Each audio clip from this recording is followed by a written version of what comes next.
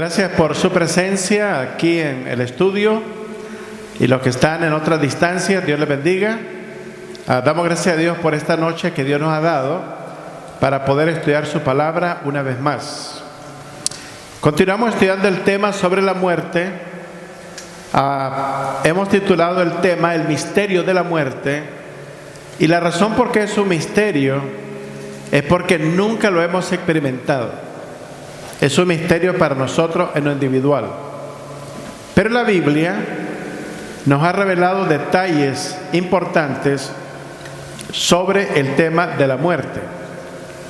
Y vamos a estudiar la palabra de Dios para poder dilucidar ese misterio que empieza a dejar de ser un misterio, para que realmente podamos empezar a entender lo que significa realmente la muerte.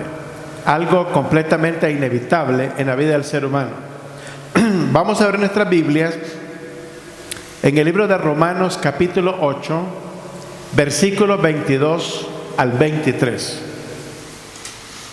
Una de las cosas importantes a recordar es que nuestra vida en la tierra es temporal. No importa los años que vivamos.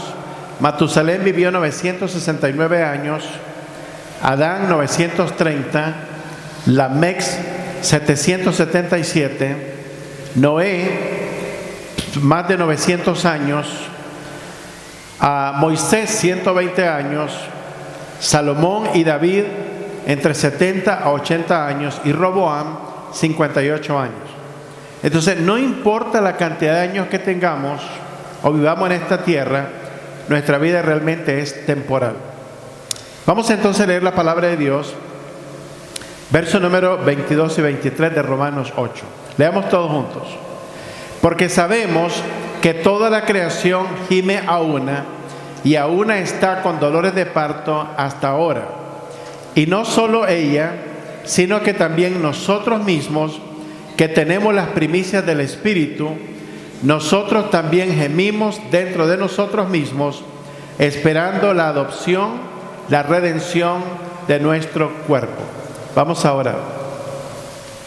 Señor, en esta hora venimos ante tu presencia para darte gracias porque nos permites reunirnos en este lugar para poder presentar tu palabra a cada uno de tus hijos y las personas, Padre, que nos ven en diferentes lugares. Te rogamos que toda distracción en derredor nuestro pueda ser aquietada, de manera que nuestro espíritu pueda estar atento a la presentación de tu palabra. Te pedimos todo esto en el nombre de Cristo nuestro Señor. Amén. El misterio de la muerte. En el caso del cristiano, este pasaje bíblico nos dice: porque sabemos que toda la creación, los cielos, la tierra, los planetas, las estrellas, toda la creación gime a una y está en dolores de parto hasta ahora. Por eso vemos que hay convulsión en el planeta. Hay terremotos. El último terremoto fue en Alaska, en el sur de Alaska. 7.5 fue el terremoto último. Hay tsunamis, incendios forestales, toda clase de fenómenos, huracanes, tornados. Todos estos fenómenos son un indicativo que la tierra está gimiendo como con dolores de parto. ¿Por qué razón?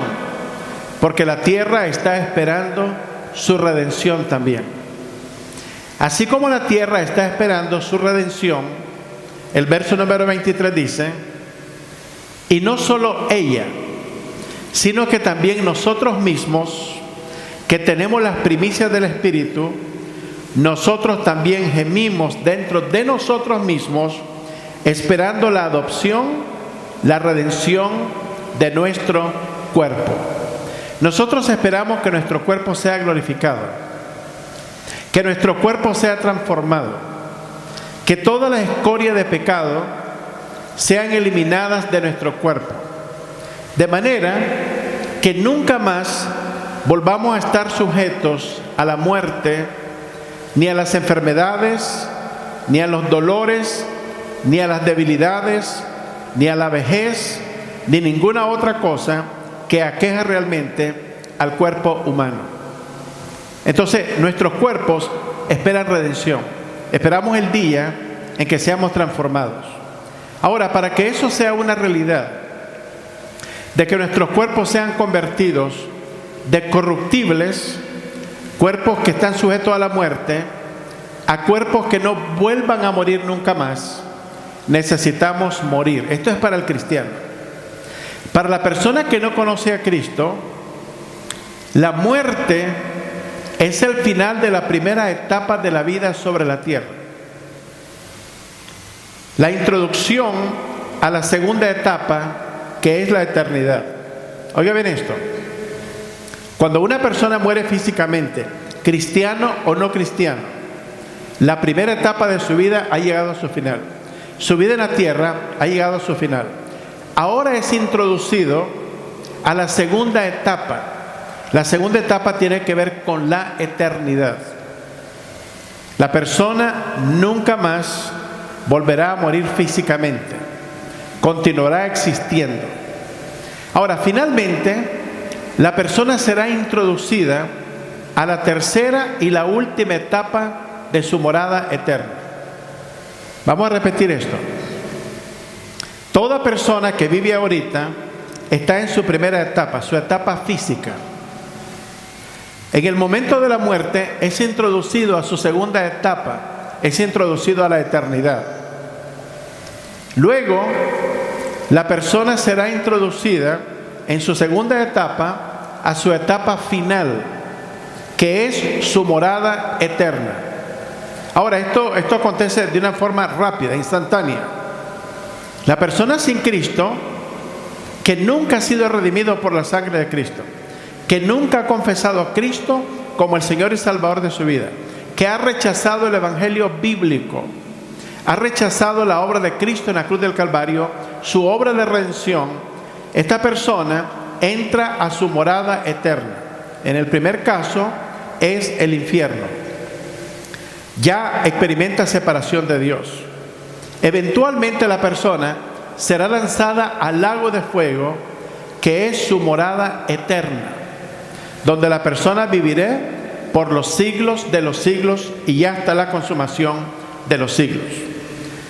Ahora, después de la muerte, no existe ningún limbo, no existe ningún purgatorio, al menos no de acuerdo a las Escrituras. Vamos a irnos al libro de Lucas capítulo 16, versículo 22. Lucas capítulo 16, versículo 22. Lucas capítulo 16, versículo 22. ¿Recuerdan ustedes la historia del rico y Lázaro? Hay un hombre que es introducido a este paraíso. Veamos lo que dice el texto bíblico.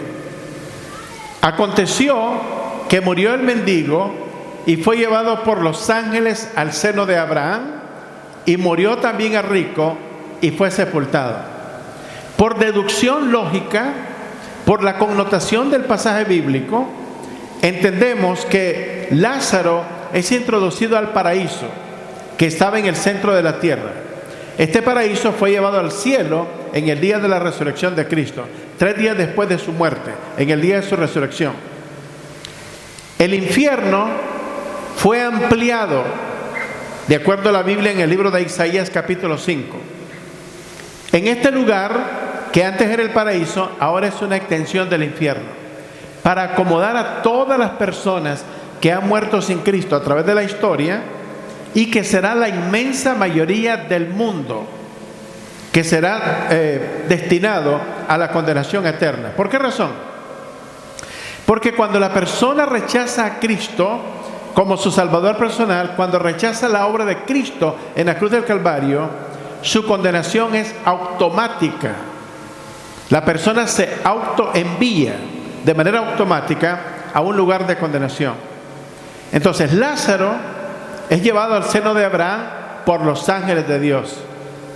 Pero no nos dice quiénes llevan al hombre rico al lugar de tormento, tenemos que asumir que fueron los demonios que lo llevan a este lugar, porque no son los ángeles que llevan a las personas a ese lugar de condenación. Veamos Hebreos capítulo 1, versículo 14. Recuérdese, los ángeles llevan a Lázaro al seno de Abraham cuando muere. Veamos lo que dice Hebreos 1:14. Muchas personas hablan del hecho de que tienen un ángel de la guarda. No es un concepto bíblico, simplemente todos los ángeles, mire lo que dice la Biblia, están al servicio de las personas que seremos herederos de la salvación. Oye bien, Hebreos 1:14. No todos son espíritus, no son todos espíritus ministradores, ángeles, enviados para servicio a favor de los que serán herederos de la salvación. Hay algunos conceptos erróneos que las personas tienen. Cuando muere un familiar, un niño, un anciano, un tío, un abuelo, un padre, y se muere, toda persona asume que esa persona está en el cielo y dicen, mi ángel me está cuidando desde el cielo. Eso es totalmente ilógico, es antibíblico. Muchos padres han abandonado a sus hijos durante su vida, muchos abuelos, muchas madres. Si esas personas no pudieron cuidar por sus seres queridos en vida, mucho menos que lo hagan desde el cielo, a una distancia totalmente inalcanzable. Es decir, el cielo no queda a la vuelta de la esquina. El cielo de Dios queda a una distancia astronómicamente distante. No se puede calcular en términos matemáticos ni puede ser descifrada desde el punto de vista humano. Entonces, una persona que esté en el cielo no está cuidando absolutamente a nadie en la tierra. El único que tiene cuidado de todo, de cada ser humano, de la creación, de todo lo que pasa en el universo, es solamente Dios, porque Él es el único que es omnipresente, Él es el único que es todopoderoso, Él es el único que está en todas partes. Entonces, los ángeles, dice la Biblia, son espíritus ministradores enviados para servicio a favor de los que serán herederos de la salvación. En otras palabras, todos los cristianos estamos rodeados de ángeles. Toda persona que conoce a Cristo como Salvador personal está rodeado de ángeles. Toda persona que tiene su nombre inscrito en el libro de la vida está rodeado de ángeles. Toda persona que ha sido redimido por la sangre de Cristo está rodeado de ángeles. Porque los ángeles son espíritus ministradores a favor de los que seremos herederos de la salvación. Si la persona durante en vida no le interesa el evangelio, no le interesa la salvación, solamente le interesan las cosas de este mundo, no le interesa la palabra de Cristo, el mensaje de Cristo, definitivamente que usted no es heredero de la salvación. Tiene que dar evidencias en vida que usted es un heredero de la salvación. Debe estar interesado en las cosas de Dios, en su palabra, en las cosas del reino de los cielos. Debe de caminar como tal. Pero si usted vive en el mundo perdido, lejos, ajeno de las cosas de Dios, usted no es heredero de la salvación. Usted tiene que dar evidencia que es heredero de la salvación en vida. El cristiano, después de la muerte, está consciente de haber abandonado su cuerpo mortal. Habrá sido recibido por Cristo y los ángeles y nuestros hermanos en Cristo en el cielo. La Biblia dice, el ángel de Jehová es Cristo mismo en el Antiguo Testamento. Dice, el ángel de Jehová acampa alrededor de los que le temen y le buscan. Tenemos protección de los ángeles. No sabemos en cuántas ocasiones el diablo ha intentado quitarnos la vida a través de algún criminal, a través de alguien que haya puesto un veneno en nuestra comida, a través de alguien que se nos haya cruzado en la carretera con la intención de matarnos. No sabemos cuántas veces el ángel de Jehová ha impedido nuestra muerte de forma prematura. Vayamos a Apocalipsis 22, verso 14. Apocalipsis, capítulo 22, versículo 14. Y veamos lo que nos dice la palabra de Dios en ese texto bíblico. El texto dice: bienaventurados los que guardan sus mandamientos para tener derecho al árbol de la vida y para entrar por las puertas de la ciudad. Leamos una vez más. Bienaventurados los que guardan sus mandamientos para tener derecho al árbol de la vida y para entrar por las puertas de la ciudad. La palabra bienaventurado significa felices, dichosos los que guardan los mandamientos de Dios para tener derecho al árbol de la vida y para entrar por las puertas de la ciudad. Si una persona no es heredero de la salvación, no puede entrar por las puertas de la ciudad. Ahí no entra nadie que no tenga conexión con Cristo previamente en su vida antes de morir. No son los deseos de las personas que llevan a alguien al cielo. Siempre escuchamos cuando alguien muere y alguien menciona que su abuelita murió, que su papá murió, que su abuelo murió, que su tío murió, que su madrina murió, que su hermano murió, que en paz descanse, que Dios lo tenga en su seno. Esto no es un dicho. La persona en vida tiene que tomar una decisión. Tiene que conocer el Evangelio, tiene que ser expuesta al Evangelio, tiene que escuchar el Evangelio de salvación. Conscientemente tiene que recibir a Cristo como el Señor de su vida, lo tiene que entender y hacer una decisión voluntaria para que realmente cuando muera verdaderamente descanse en el Señor, como veremos en los próximos textos bíblicos. Veamos en primer lugar, después de la muerte, el estado del cristiano. Vamos a hablar del cristiano. El estado del cristiano es un estado de descanso. El creyente está descansando. El creyente no está preocupado de ninguna cosa en la tierra. Debemos de aclarar esto de una vez y para siempre. Nadie le está cuidando desde el cielo a usted. Si es cristiano, solamente Cristo es el único que lo puede hacer. Digo, nadie, ningún familiar.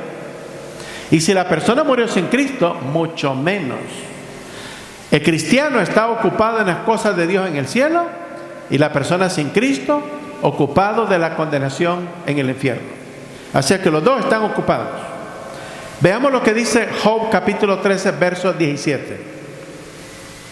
En el momento de la muerte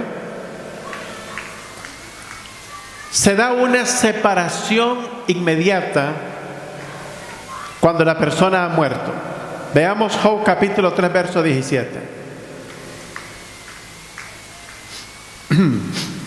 Los impíos en este mundo están dedicados solamente a hacer el mal.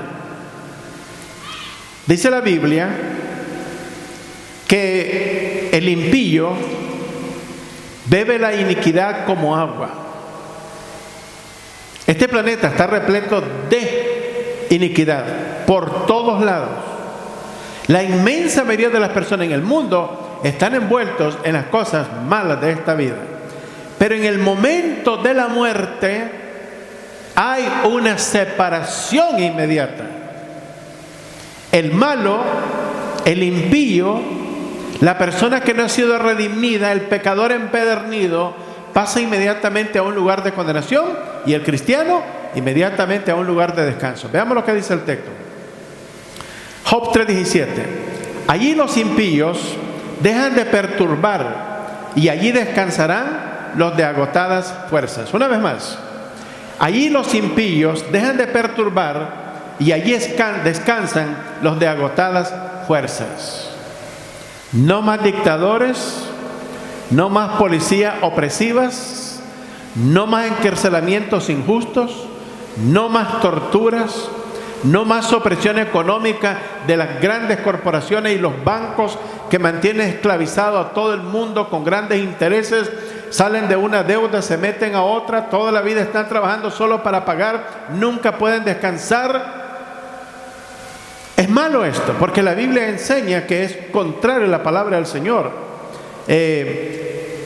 Cobrar intereses altísimos sobre préstamos a las personas, hasta empobrecerlos. Pero una vez que morimos en Cristo, ya los impíos ya no perturbarán más. Ya no tenemos que preocuparnos si este gobierno gana o el otro, si es de este partido político la situación o es del otro. No nos importará más eso, porque estaremos en un lugar donde esas cosas ya no tienen lugar, porque tenemos a un rey que es justo, santo, 3 veces santo, en un lugar maravilloso donde todas las cosas serán hechas al servicio de los que seremos herederos de la salvación. Eso solamente sucede en el cielo y en Cristo Jesús. Pero mientras vivamos en esta tierra, la religión y la política afectarán la vida del ser humano, lo quieran o no. Vayamos a Apocalipsis 14:13. Apocalipsis 14:13. De ahí yo recomiendo a nuestros hermanos en América Latina, que viven en países donde hay tremenda turbulencia política, no se involucren. Usted tiene una misión mejor que esa.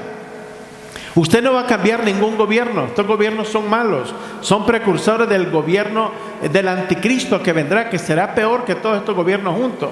Para el cristiano, su misión es expandir el evangelio de Cristo, proclamar el reino de los cielos, ganar las armas para Cristo. No se entretenga que le quiten la vida por algo que no vale la pena. La única razón por la que vale la pena dar nuestra vida, la única razón, es por la predicación del evangelio de Cristo. La única razón por la cual debemos de derramar una gota de sangre es por la predicación del evangelio de Cristo. De ahí lo demás no sirve, es temporal.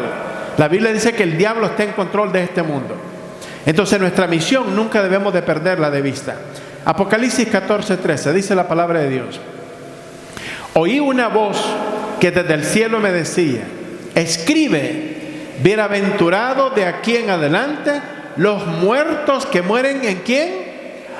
No los muertos que mueren en cualquier religión, como el Papa Francisco está declarando con su nueva encíclica Fratelli Tutti, diciéndole que todo el mundo se puede unir en una tremenda hermandad. En este mundo no es posible estar hermandad, amados. En el mundo de pecado hay una separación. Hay una separación. Dios distingue entre su pueblo y los que no son su pueblo. En Egipto, cuando vinieron las 10 plagas sobre Egipto, cada plaga afectó a los egipcios y ninguna de ellas afectó al pueblo de Israel, estando en la misma tierra. Dios hace distinción entre su pueblo y los que no son su pueblo.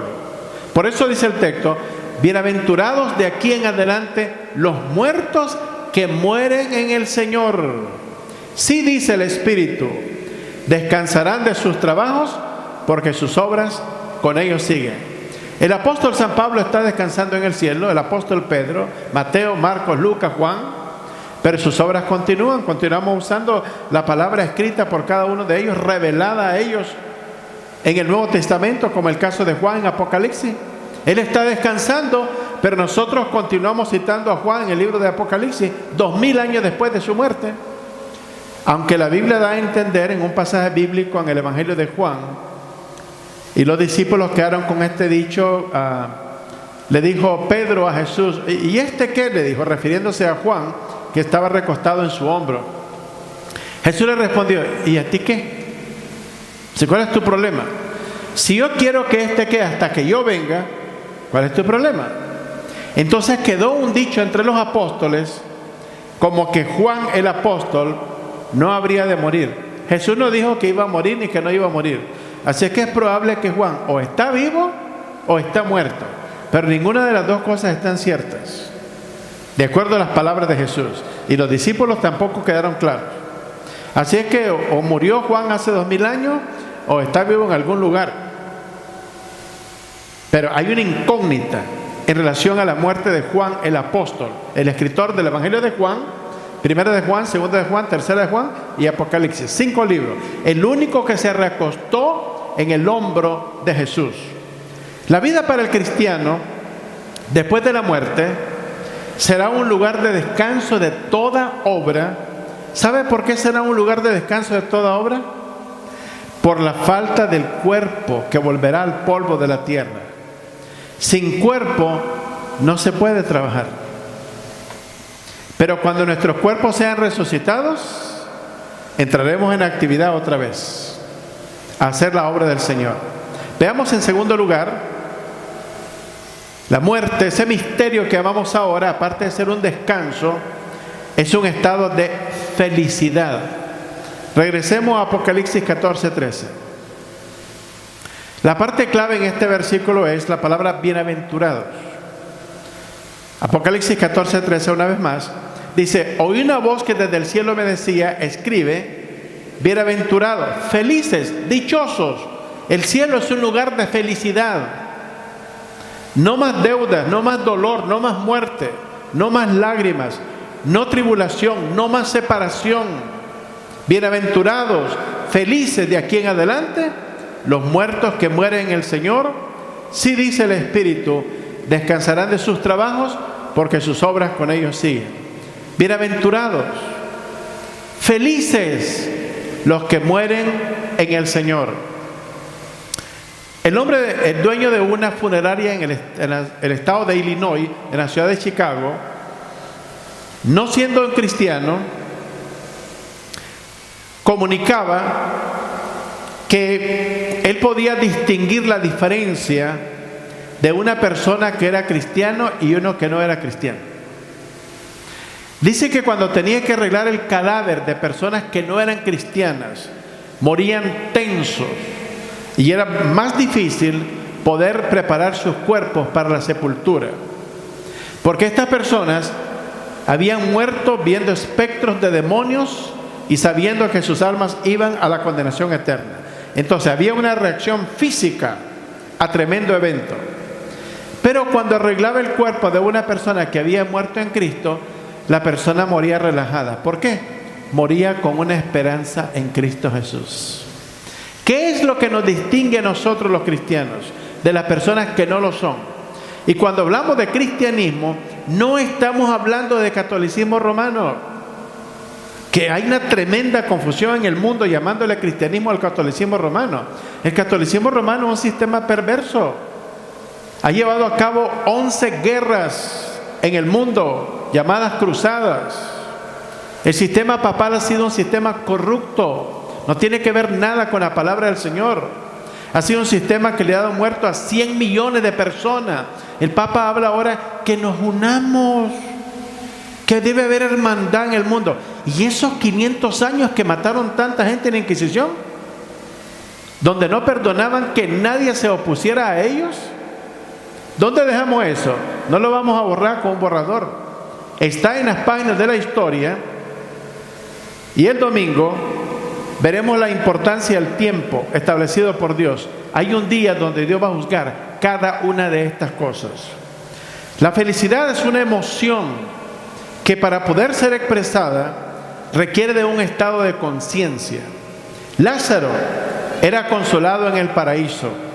Eso significa que en el cielo no hay tristeza. Imagínense que una persona del cielo está viendo a su hijo que fue borracho durante toda su vida y continúa siendo borracho, y desde el cielo la mamá o el papá lo continúan contemplando borracho en la tierra. No cambió ni antes ni ahora. Eso produce tristeza. O los padres o los hijos que murieron en Cristo y desde el cielo están viendo que sus padres están en miseria económica, no tienen que comer, los encarcelaron, los torturaron.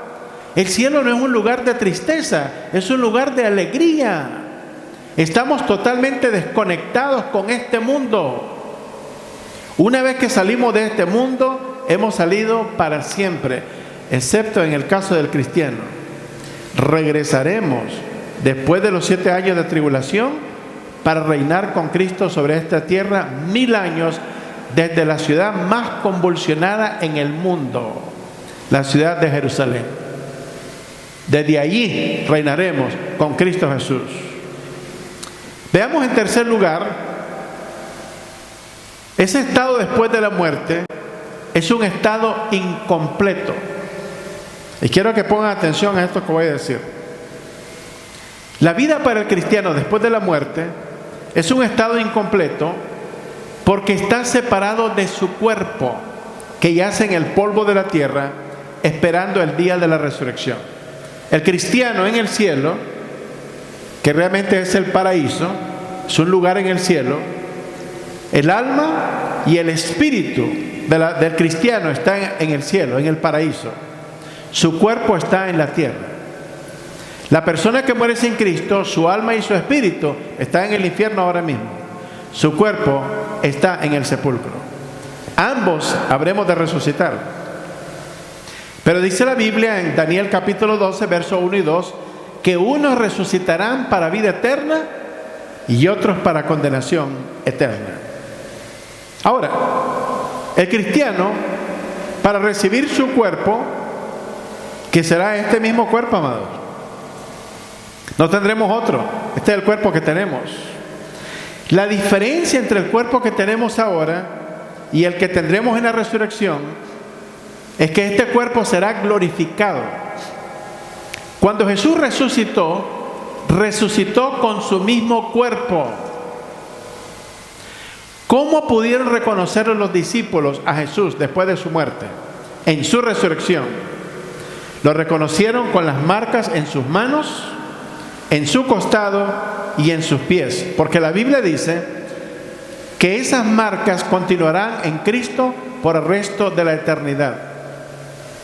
Las marcas en el cuerpo de Cristo serán un recordatorio eterno del precio que Cristo pagó para que usted y yo hubiésemos sido salvos y pudiésemos tener entrada al cielo por el resto de la eternidad. Nunca nos podremos sublevar contra Cristo, porque cada vez que veamos las marcas, con humildad adoraremos a Cristo, sabiendo el amor que mostró por nosotros en la cruz del Calvario. Nadie en el cielo podrá decir yo soy más grande, más pequeño, porque todos hemos sido comprados con el mismo precio, la sangre gloriosa de nuestro Señor Jesucristo.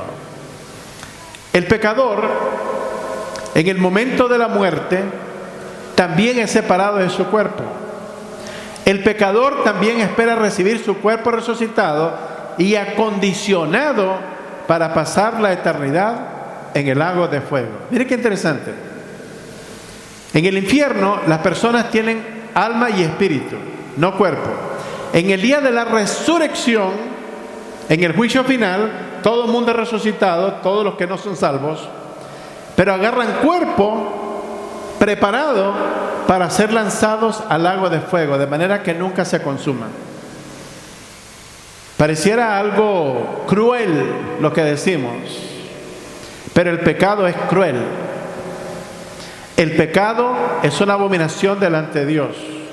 El pecado hiere el corazón de Dios. El pecado atropella la santidad de Dios, atropella la soberanía de Dios. El pecado es tan grave que Jesús tuvo que venir del cielo, tomar forma de hombre para dar su vida por nosotros en la cruz del Calvario. Él ya pagó el precio. La persona que no se refugie en Cristo ahora, que pagó el precio por su pecado para que no sea condenado y lo rechaza, tendrá que pagar el precio él o ella misma por la eternidad en el lago de fuego, en un lugar de condenación eterna. Dios no perdonó a los ángeles que pecaron contra Dios. Tampoco perdonó a la gente antes del diluvio, porque les predicó 120 años Noé y no quisieron arrepentirse. Fueron todos destruidos por causa del diluvio. Entonces el pecador también espera su cuerpo. Veamos Hebreos capítulo 11, versos 39 al 40. Dijimos que es un estado incompleto para el cristiano. Y veamos por qué es un estado incompleto. Falta otro aspecto de nuestra redención, que es la redención de nuestro cuerpo en el día de la resurrección.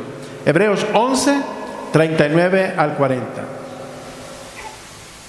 Todos los santos a través de la Biblia, a través de los siglos, que murieron con su fe en Cristo Jesús, porque el Salvador, desde Adán hasta la última persona que nazca y muera, es Jesucristo, su única esperanza.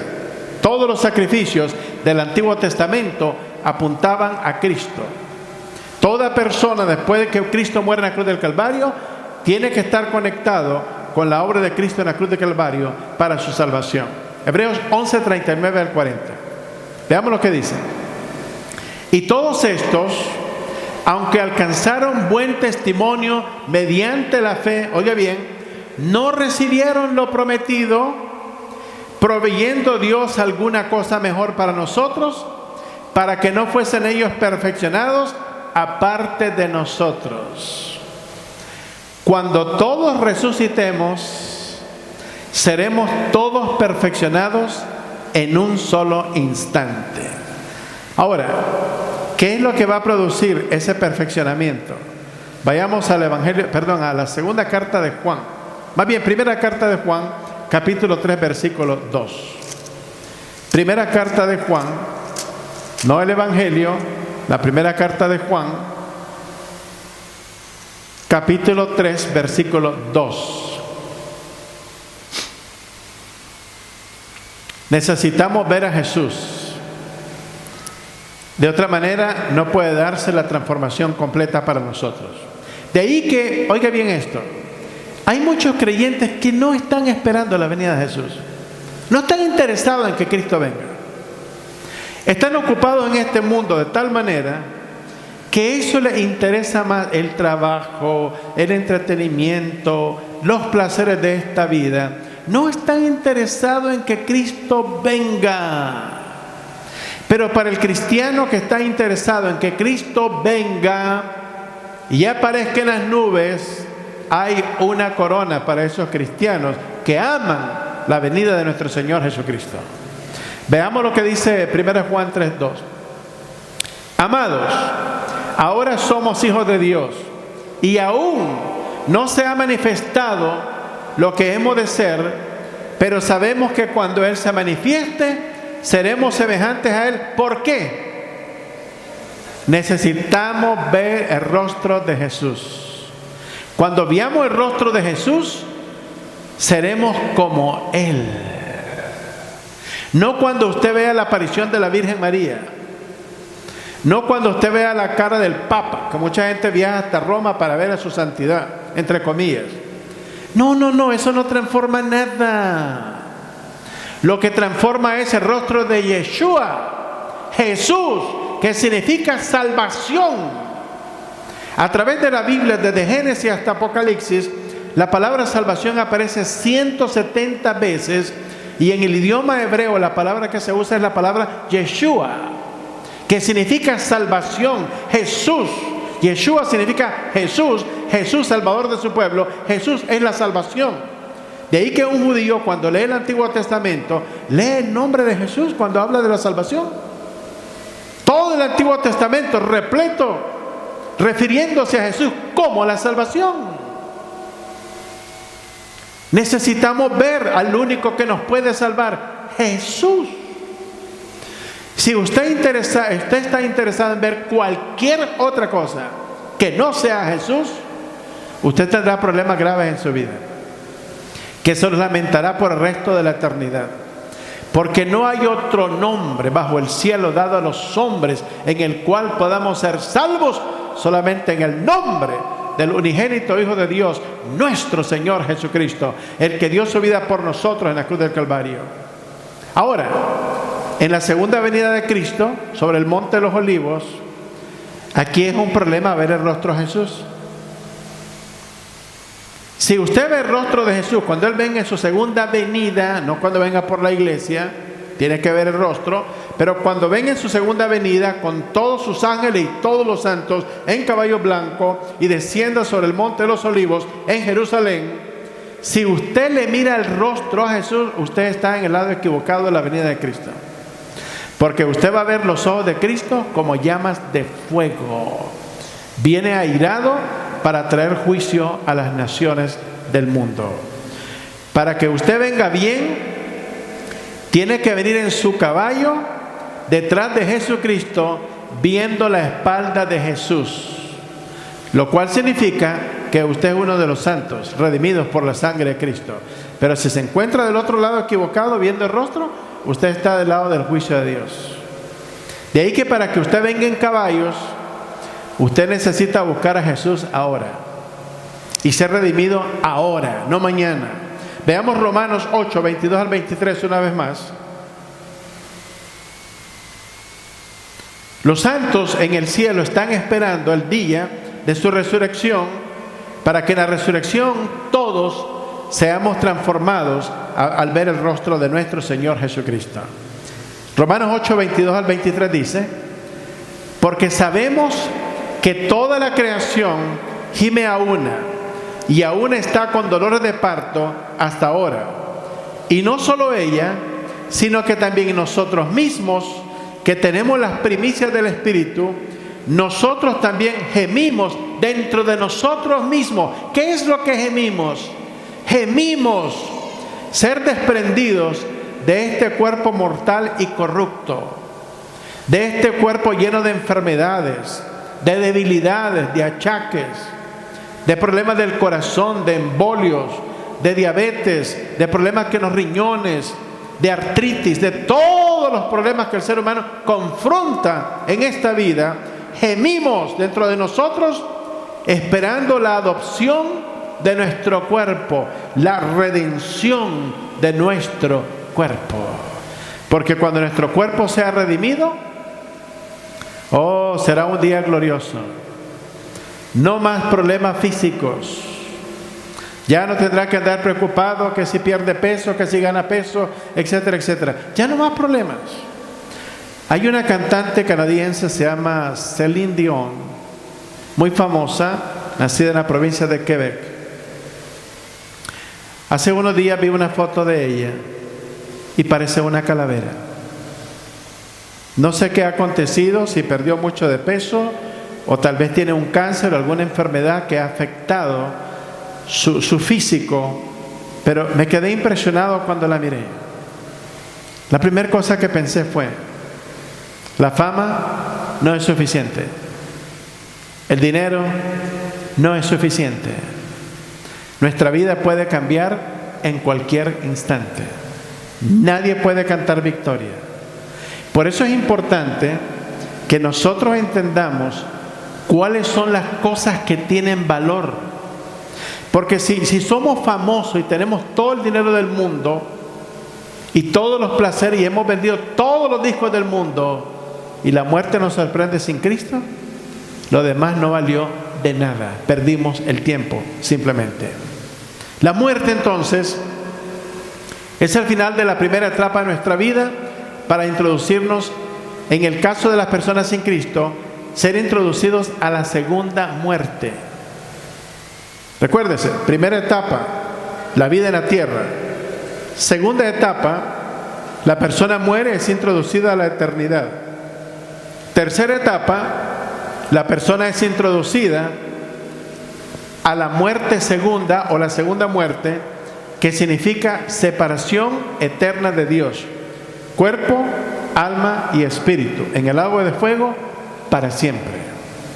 Las palabras que Jesús dijo en la cruz del Calvario, una de las 7 palabras que pronunció, y es de sus palabras finales, Jesús dijo: Eli, Eli, lama sabactani.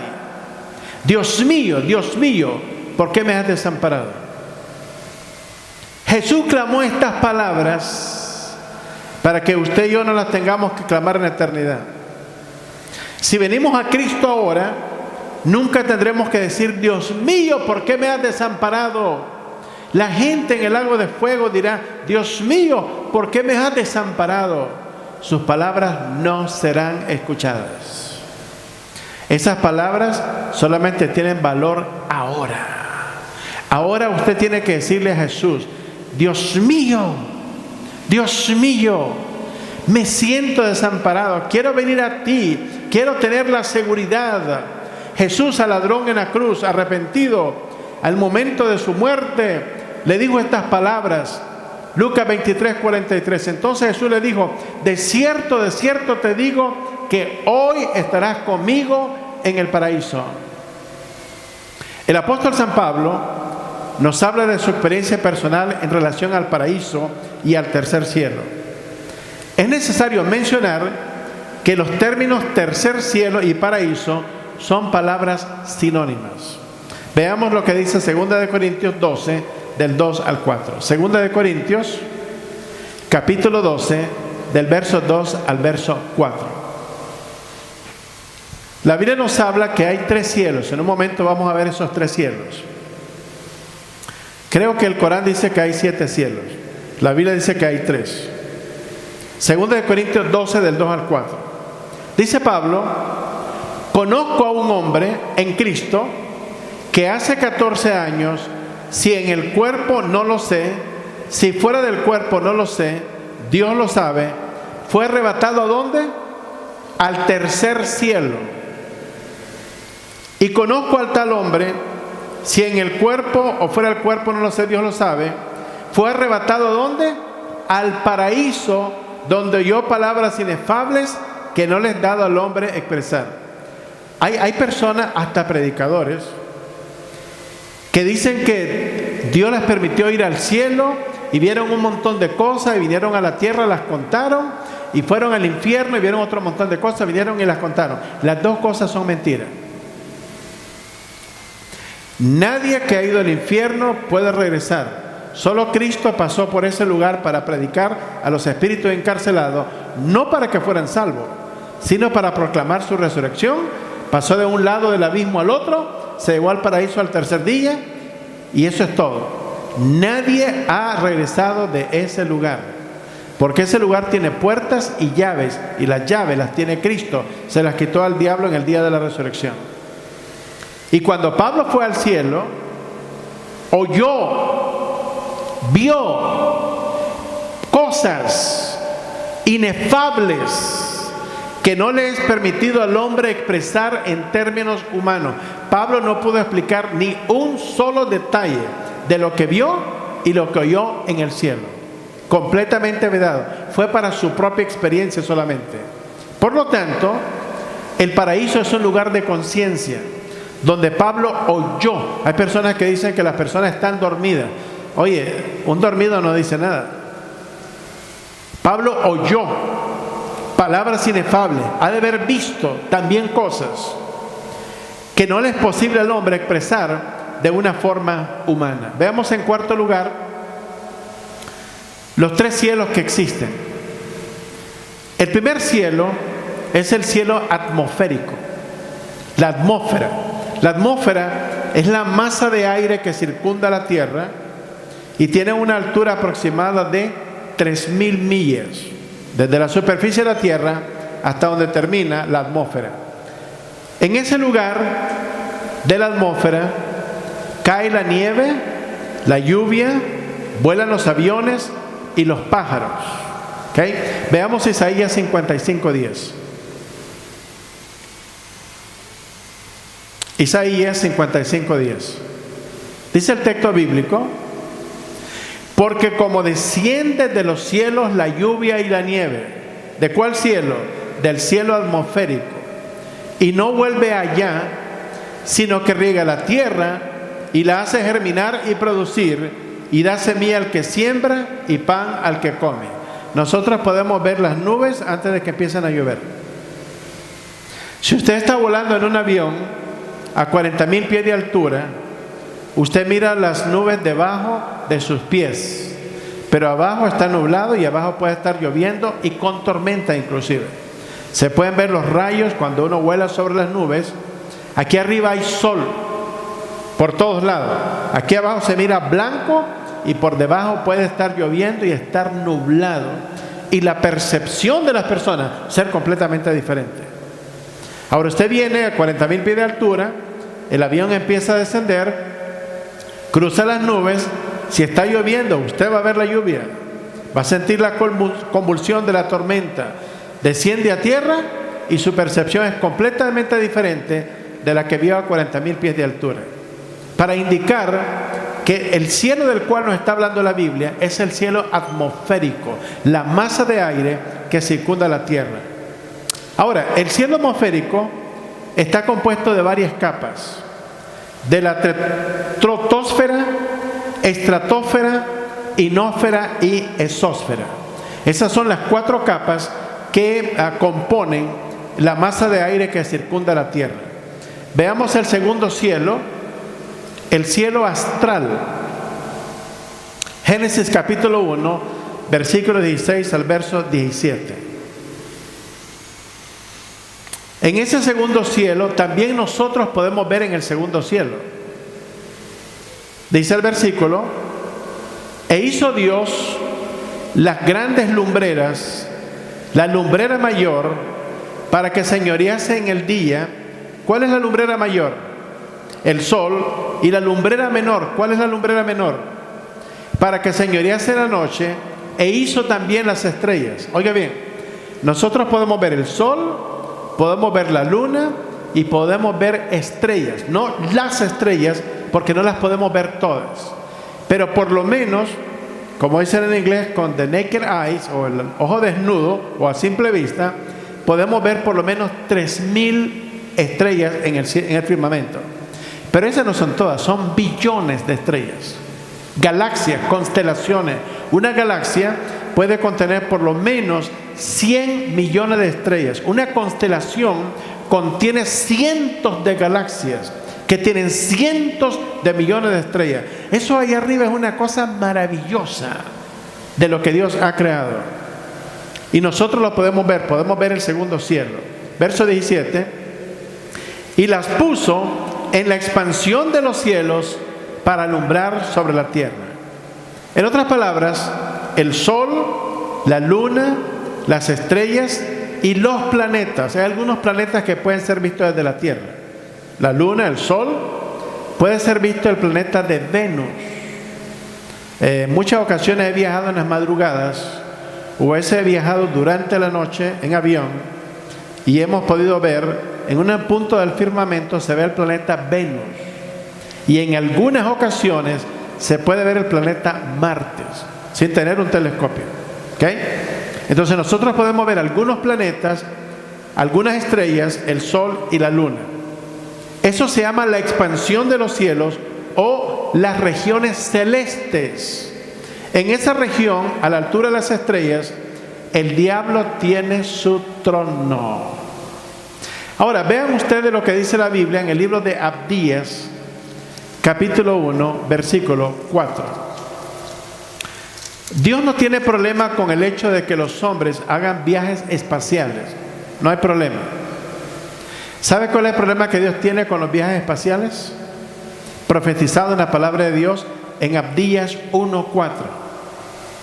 Dice el texto bíblico: si te remontares como águila, y aunque entre las estrellas pusieres tu nido, de allí te derribaré, dice Jehová.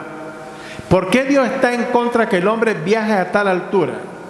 Porque está entrando en el territorio de Satanás, donde él tiene su trono. Y Dios lo va a derribar desde allí. Entonces el diablo quiere provocar al hombre que vaya a esa altura con el objetivo de provocar el juicio de Dios para su vida. Dios no nos creó para vivir fuera de este planeta. La Biblia dice claramente que Dios creó la tierra para que fuera habitada. Dice que los cielos son de Dios, la Biblia dice en Salmos, y la tierra se la ha dado a los hombres. Muy claro el asunto. No tenemos que buscar ningún otro planeta, no podemos vivir en otro planeta. Ahora, veamos el tercer cielo. El tercer cielo es la morada de Dios, donde Dios habita. Veamos Primera de Reyes 8:27. Primera de Reyes 8:27.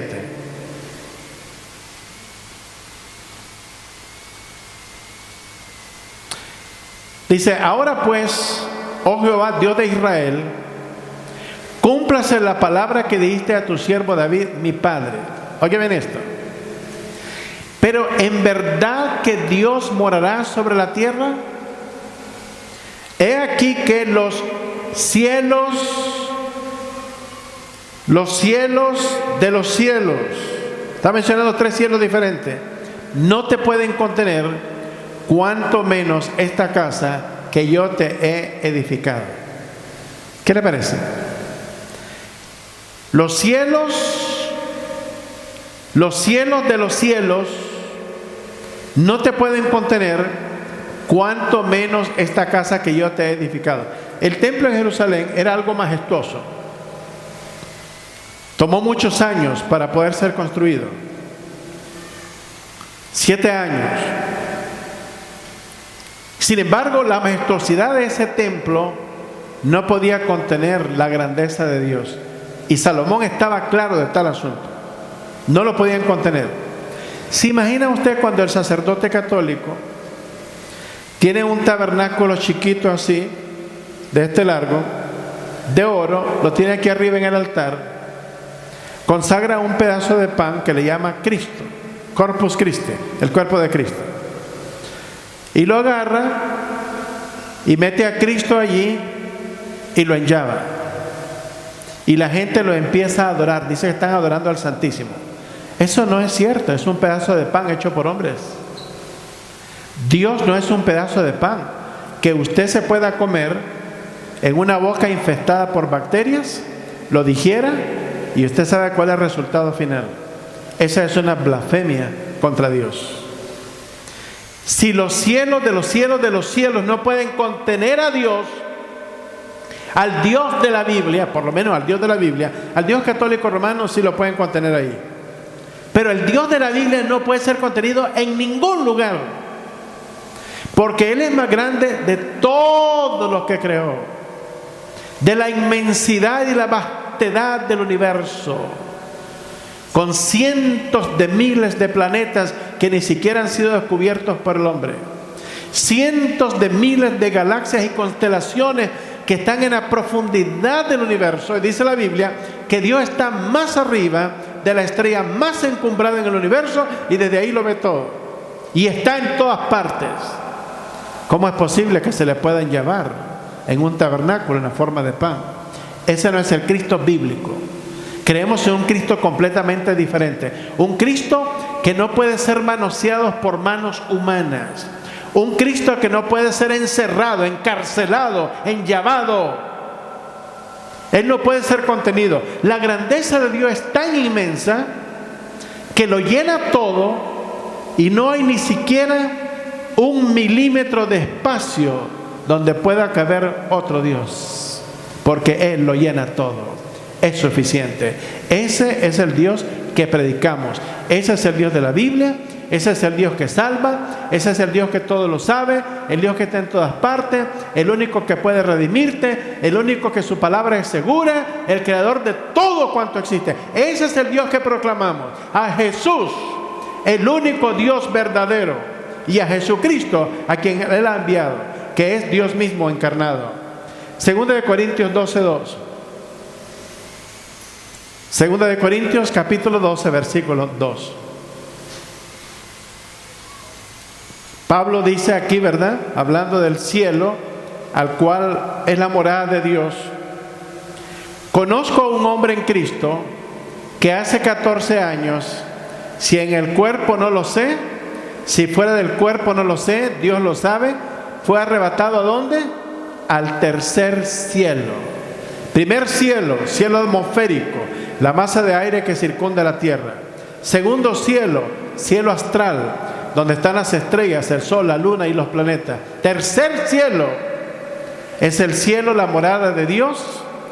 Allí ese cielo no lo podemos ver, ni con telescopio, ni podemos llegar con ningún misil, ninguna nave espacial. No se puede, es totalmente inalcanzable. Solamente se puede llegar teniendo a Jesucristo en el corazón y al Espíritu Santo.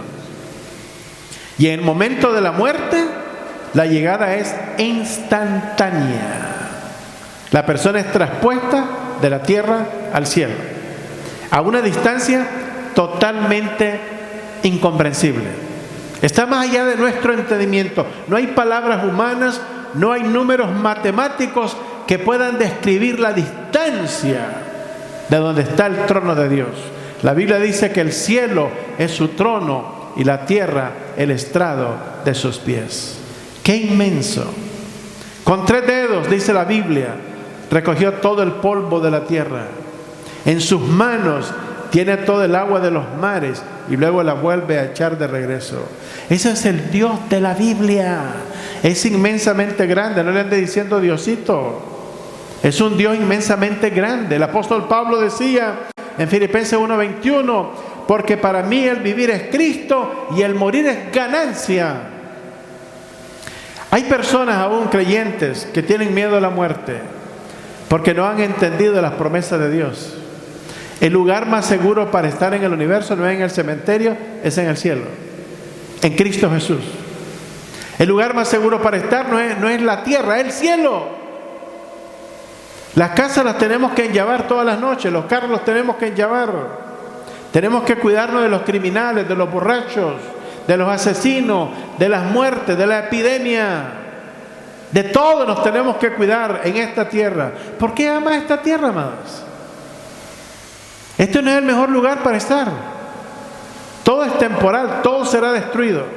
El único lugar eterno, verdadero, sólido, verdaderamente de felicidad, es solamente la presencia de Cristo. Por eso Pablo decía, para mí el vivir es Cristo y el morir es ganancia. Cuando nosotros vayamos al cielo, el cielo es un lugar, es la morada del Padre, la casa del Padre. Por los pasados 2000 años, Jesús ha estado construyendo nuestras mansiones. ¿Se imagina usted aquí para construir una casita? Una vez que tiene el terreno arreglado y todo, en 3, 4, 5 semanas para en una casa aquí. Jesús tiene 2000 años de estar construyendo mansiones. ¿Qué clase de residencia nos está preparando Jesús en el cielo? ¿Qué le parece? Mansiones duraderas para siempre, con materiales que nunca se deteriorarán. Por fin nos sentiremos seguros en algo. Aquí en la tierra no estamos seguros. La casa o se la lleva un huracán, o se la lleva un incendio, o se la lleva un terremoto, o se la lleva el IRS. Pero aquí no hay nada seguro. O antes que usted se muera, alguno de sus hijos le hace firmar un testamento que le quita la casa estando en vida, como ha sucedido con muchos padres en su vejez. No hay nada seguro. En el cielo no hay ningún peligro. Es el lugar de la morada del Padre. En el cielo es un lugar impresionante. Dice la Biblia, antes bien, cosas que ojo no vio, ni oído oyó, ni han subido en corazón de hombres, son las que Dios tiene preparadas para nosotros. Ningún arquitecto ni ingeniero jamás se ha imaginado construir una casa como la que Jesús está construyendo para nosotros en el cielo. El cielo tiene que ver con una persona, la persona de Jesucristo. Jesús dice, y si me fuere, os vendré y prepararé lugar para que donde yo estoy, vosotros también estéis. La persona de Jesús es conmovedora.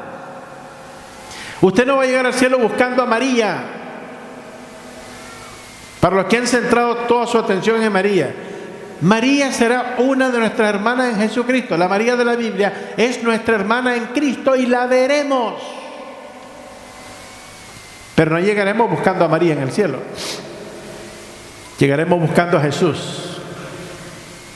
Porque la imagen de Jesús, la persona, es conmovedora. Dice la Biblia que Él es la imagen del Dios invisible, el primogénito de toda creación, porque en Él fueron creadas todas las cosas, las que hay en los cielos, las que hay en la tierra, visibles e invisibles, sean tronos, dominios, principados, potestades, todo fue creado por Él, por medio de Él y para Él. Todo es para Él, la gloria es para Él. Jesús es el centro de todo esto. En toda boda, la novia es la expectativa de una boda. En las bodas del Cordero, la expectativa no es la novia, es el novio. Es el novio el que tiene valor. Es completamente al revés la cosa. Toda la novia va a estar así viendo el rostro de Jesús, del novio, Jesús, porque su rostro es conmovedor. Digo, si alguna vez usted ha visto algo impresionante, cualquier pelado que mira a alguna muchacha ahí en la calle que cree que la mamá de Tarzán, usted no ha visto nada, mijo. Cuando veamos el rostro de Jesús, verdaderamente nos quedaremos extasiados, anonadados, atónitos, al ver lo maravilloso del rostro de nuestro Señor Jesucristo. Y al entrar en contacto con ese rostro, nuestros cuerpos serán transformados. Ahora, la Nueva Jerusalén, la ciudad donde vamos a vivir, de acuerdo a la descripción bíblica, se lo voy a leer en términos comprensibles, esa ciudad de Jerusalén en el cielo mide 1500 millas cúbicas. Si la casa del Padre, donde vamos a vivir nosotros, no es todo el cielo, es una parte del cielo, es una ciudad donde vamos a vivir, 1500 millas. Más o menos tiene el ancho, el largo y la altura del mapa de los Estados Unidos. Y allí alcanzarán todos los creyentes en Cristo Jesús. Son menos personas de las que irán al cielo que las que irán al infierno. El infierno fue ensanchado. Isaías capítulo 5, fue ensanchado. ¿Por qué? La gente va en esa dirección. Ahora mismo, la inmensa mayoría de personas van en dirección al infierno. En el cielo hay un trono. En el cielo está nuestro Padre Celestial. En el cielo está nuestro Salvador. En el cielo están nuestros hermanos en Cristo. Está nuestra herencia en los cielos. Nuestra vida está en el cielo. Nuestra recompensa está en el cielo. Nuestro tesoro está en el cielo. Nuestro hogar está en el cielo. Nuestros nombres están escritos en los cielos. La Biblia dice: no os regocijéis, le dijo Jesús a los discípulos, que los espíritus se os sujetan, sino regocijaos de que vuestros nombres están escritos en los cielos. Muchas veces nos emocionamos tanto por una troca nueva. Y venimos ahí, que no queremos que nadie la toque, la raye, la ensucie, que los niños no se suban con una bebida arriba. Todo eso es pasajero, amados. 10 años después es chatarra. La Biblia dice: regocijémonos, no que los espíritus se sujetan, sino de que vuestros nombres están escritos en los cielos. En Él existen todas las cosas y subsisten. En el cielo, amados, concluyo con estas palabras: no entrará en ella ninguna cosa inmunda o que hace abominación o mentira, sino solamente los que están escritos en el libro de la vida del Cordero. Si no te aseguras que tu nombre esté inscrito en el libro de la vida del Cordero antes de morir, no te sorprendas de no aparecer en el cielo y de aparecer en un lugar que probablemente no tenías la intención de llegar. Apocalipsis 22:11 dice la Biblia: el que es injusto, sea injusto todavía, y el que es inmundo, sea inmundo todavía, y el que es justo, practique la justicia todavía, y el que es santo, santifíquese todavía. Hay personas que no están dispuestos a cambiar bajo ninguna circunstancia. La Biblia dice: síguele.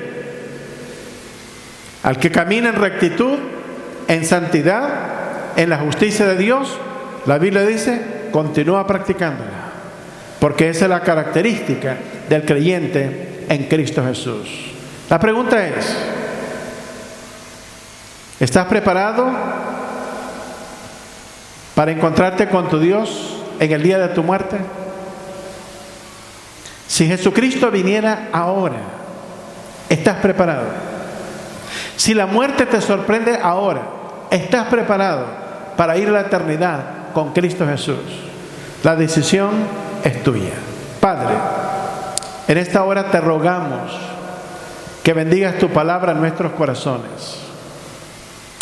Te pedimos, Señor, por tantas personas, no solo en nuestra ciudad, nuestra nación, sino en nuestro continente, en el mundo, que aún no solo no han escuchado el Evangelio, pero ni siquiera han pensado en la eternidad, en el cielo.